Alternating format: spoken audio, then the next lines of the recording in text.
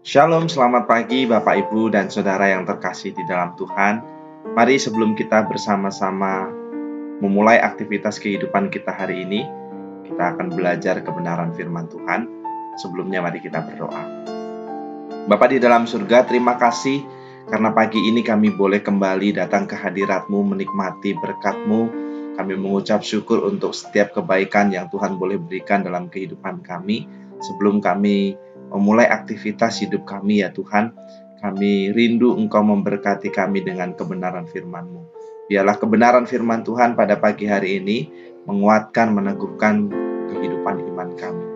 Dalam nama Tuhan kami Yesus Kristus, kami siap menyambut firman-Mu. Amin. Suling 10 April 2023. Tuhan mengetahui hati. Bacaan Alkitab, Kisah Para Rasul 8 ayat 4-25. Tidak ada bagian atau hakmu dalam perkara ini, sebab hatimu tidak lurus di hadapan Allah. Kisah Para Rasul 8 ayat 21. Menjadi bagian dari HRD perusahaan, bertahun-tahun saya punya tugas mewawancarai pelamar kerja. Tapi sangat sulit menebak komitmen pelamar. Banyak yang tampaknya mau sungguh-sungguh berkomitmen, ternyata tidak terbukti. Mudah keluar karena konflik atau pertimbangan lain.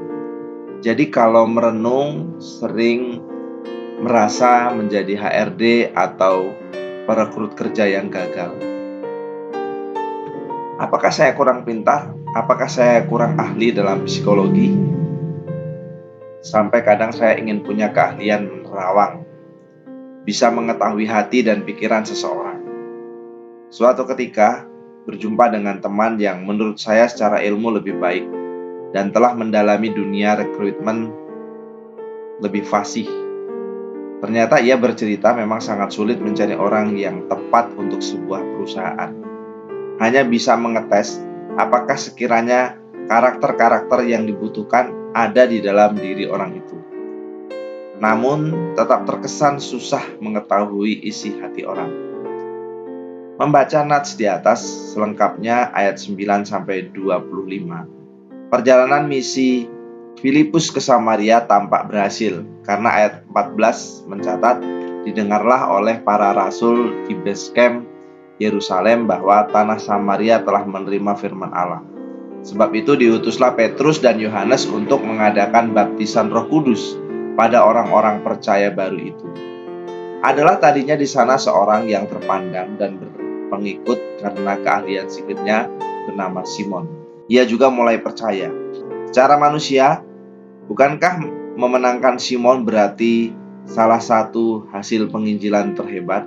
Harusnyalah para rasul memperhatikan Simon, segera membaptisnya dan mengajak bekerja sama. Barangkali akan ada lebih banyak tangkapan ikan.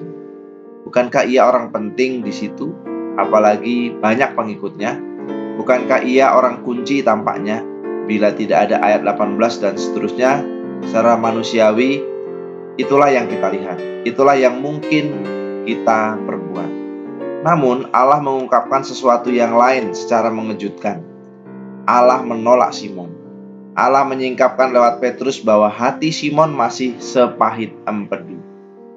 Masih dan terjerat dalam kejahatan. Niatnya tidak lurus. Dan niat tak lurus pada Tuhan itu juga sebuah kejahatan yang harus lebih dahulu dipulihkan. Simon harus terlebih dahulu sungguh-sungguh bertobat. Jadi yang manakah kita? Mengikut Tuhan tapi sejatinya belum sungguh-sungguh bertobat? Melayani namun dengan niat yang masih tidak lurus?